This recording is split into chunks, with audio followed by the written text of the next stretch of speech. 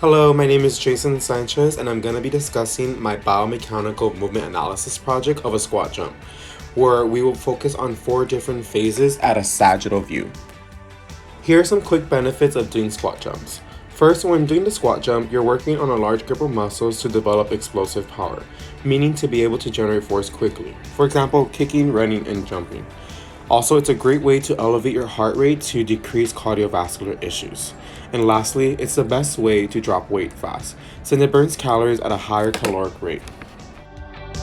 Here's an example of a squat jump being done from left to right sides.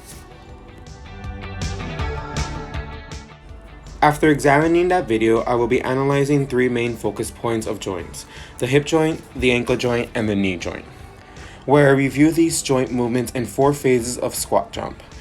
1. Stance, 2. Drop prep phase, 3. Jump execution, and 4. Landing follow through. First phase, stance. The hip is extended with an extending movement of an isometric muscle contraction of the hamstrings and gluteus maximus. At the knee, the starting position is extended with an extension movement of an isometric muscle contraction of the quadriceps.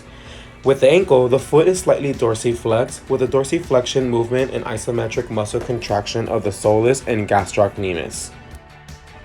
In the right side stance phase, we can see the same position as it was to the left. Hips are extending with an isometric contraction of the hamstrings and gluteus maximus. Knees are extending with an isometric muscle contraction of the quadriceps, and at the ankles are still slightly dorsiflexing and the isometric contraction of the soleus and gastrocnemius. Prep phase, the hips starting position is flexed and the movement is flexing with an eccentric muscle contraction of the hamstrings and gluteus maximus.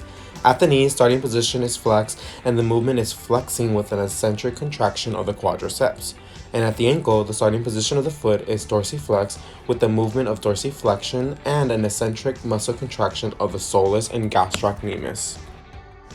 Same thing goes to the right side of the drop down phase, where the hips are flexing with an eccentric muscle contraction of the hamstrings and gluteus maximus.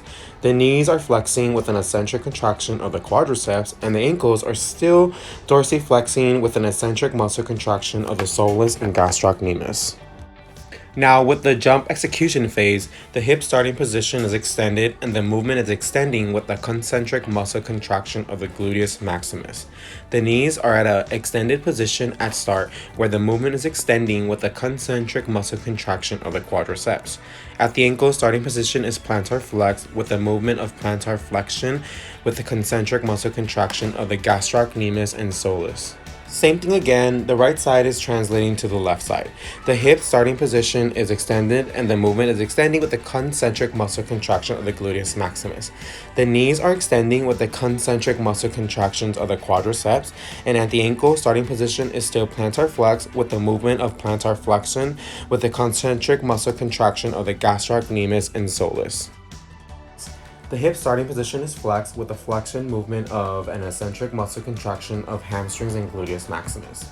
With the ankles, the foot is dorsiflexed with the movement of dorsiflexion and an eccentric muscle contraction of the soleus and gastrocnemius.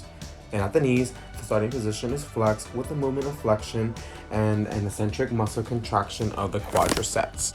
We can still see the same thing be done to the right side, where the hips are still flexing with an eccentric muscle contraction of the hamstrings and gluteus maximus. And at the ankle, the foot is still dorsiflexed with a movement of dorsiflexion and an eccentric muscle contraction of the soleus and gastrocnemius.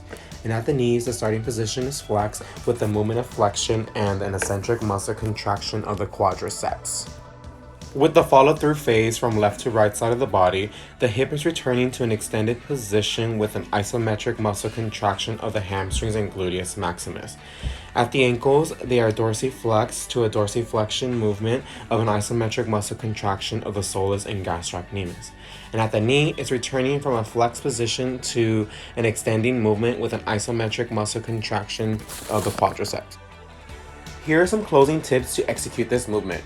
Make sure to stand shoulder width apart to allow a deep squat to work your hamstrings and glutes. If you're new to the jump, practice doing regular squats to build up the strength to jump up explosively. Try to line back gently to the floor to reduce damage to the toes of the foot. Have your toes facing forward. And lastly, swing those arms so you can generate enough force to come off the ground. Thank you for viewing my biomechanical analysis on a squat jump. With now being knowledgeable of the movement, hopefully this can improve your technique and allow you to enlighten others to incorporate this in the field.